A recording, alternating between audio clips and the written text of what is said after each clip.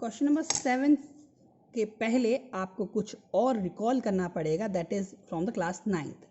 In the class 9th, in the previous classes, I told you about the graph theory. If you don't have that knowledge of graph theory, then no issue. You go to that my YouTube channel and search the graph. It will be available in the class 9th as well as in the class 11th videos. आप उसको जरूर जाइए, उसके बाद इस question को करिए. आप क्वेश्चन को बिल्कुल दिक्कत नहीं होगी, otherwise you will find difficulty. क्योंकि ऐसा माना जाता है कि आपको ग्राफ का बेसिक नॉलेज आता है, इसलिए उनको ये क्वेश्चन दिया हुआ है. सबसे पहले देखते हैं, क्वेश्चन में दिया हुआ है, एक टेबल दी हुई है जिसमें आपके लिए किसी वायर के लिए अलग अलग वीक पर अलग अलग आई की वैल्यू दी हुई है. मतलब कि जब वी अलग होता है, ये वैल्यू दी है वी की, तो उसके साथ क्या है, आई की वैल्यू ये है. 1.6 पे 0.5, 3.4 पे 1, 6.72 एंड सो ऑन.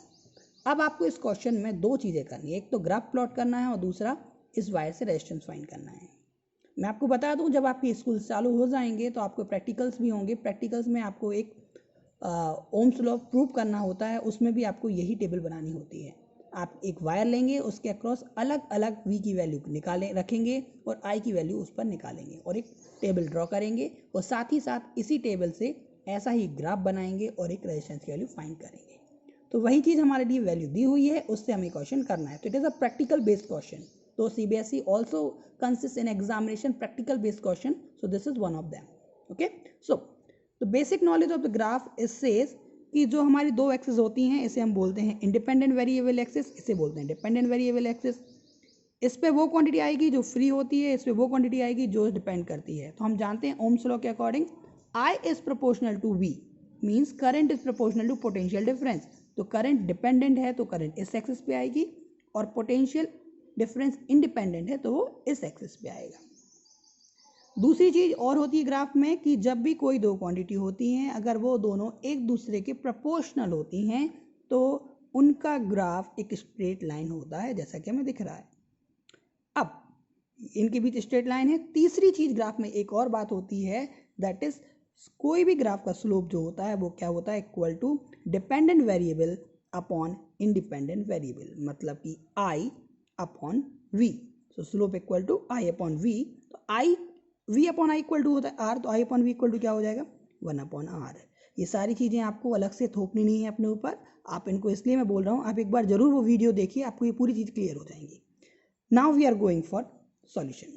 तो स्लोप इक्वल टू क्या है, 1 अपॉन आर. कोई स्लोप कैसे निकालना होता है, स्लोप कैसे निकालते हैं, this axis upon this axis.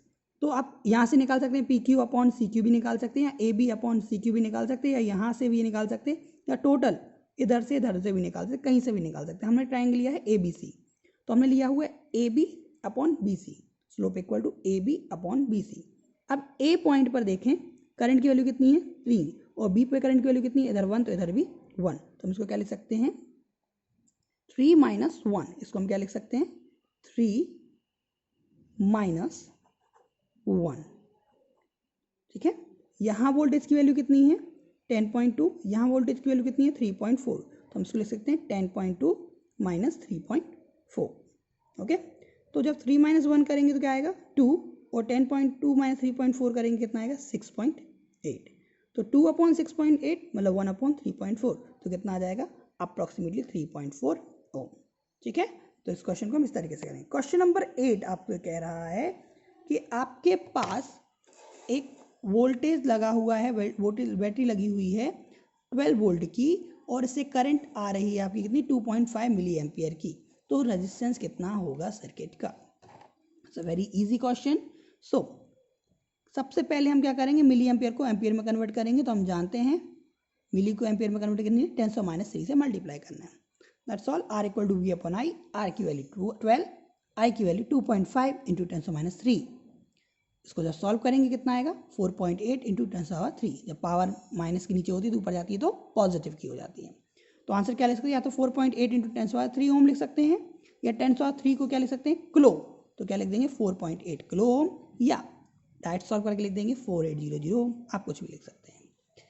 Question number 9 कह रहा है आपके पास एक बैटरी है 9 वोल्ट की और उससे कुछ रेजिस्टेंस सीरीज में कनेक्टेड हैं. कौन सा, 0.2 ओम, 0.3 ओम, 0.4 ओम, 0.5 ओम एंड 12 ओम. अब आपको बताना है कि 12 ओम के अक्रॉस कितनी करंट फ्लो होगी। तो आपको बता दें, जब भी कोई सीरीज का सर्किट होता है तो किसी भी रेजिस्टेंस के अक्रॉस सेम करंट फ्लो होती है। मतलब जो करंट यहाँ जाएगी वही करंट यहाँ, वही करंट यहाँ, वही करंट यहाँ, वही करंट यहाँ। मतलब हमें क्या निकालना है? इन शॉर्ट हमें टोटल करंट निकालनी है। ठीक है, तो टोटल करंट कैसे निकालेंगे? तो total current equal to total voltage upon total resistance. और टोटल रेजिस्टेंस कैसे निकालेंगे? तो टोटल रेजिस्टेंस क्या होगा? आर इक्वल टू, सीरीज में है तो R1 plus R2 plus R3 plus R4 plus R5। सारी वैल्यू रख दीजिए, आप पाएंगे आर एस इक्वल टू कितना आ गया? 13.4 ओम। अब 13.4 ओम आ गया तो वी की वैल्यू 9 है और आर की वैल्यू 13.4 हो गई। तो सॉल्व करेंगे कितना आ जाएगा? 0.671 एम्पियर। अब देखते हैं क्वेश्चन नंबर 10। आप वैसे क्वेश्चन नंबर 10 टेस्ट में सॉल्व कर चुके हैं कि अगर आपके पास सर्किट में 220 वोल्टेज की लाइन है और 5 एम्पियर की करंट है तो 176 ओम के कितने रेजिस्टर लगाने होंगे।